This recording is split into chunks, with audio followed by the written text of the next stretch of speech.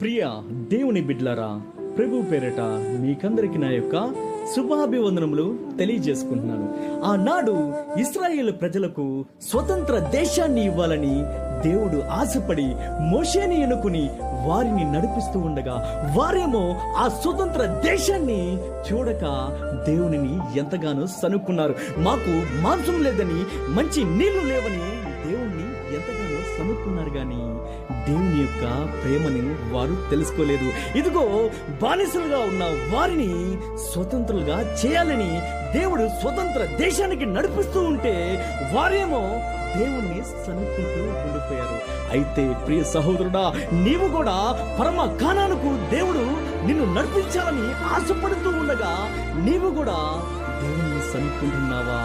ఈ లోకంలో ఉండే కొన్ని శోధనలను బట్టి ప్రియ సహోదరుడా, ఆ ఇశ్రాయేలు వలె నీవు దేవుణ్ణి సనుక్కుని దేవుని యొక్క శిక్షకు లోనవక ఆ పరమ కానను వైపు చూస్తూ ఉండిపో ప్రియ సహోదరుడా.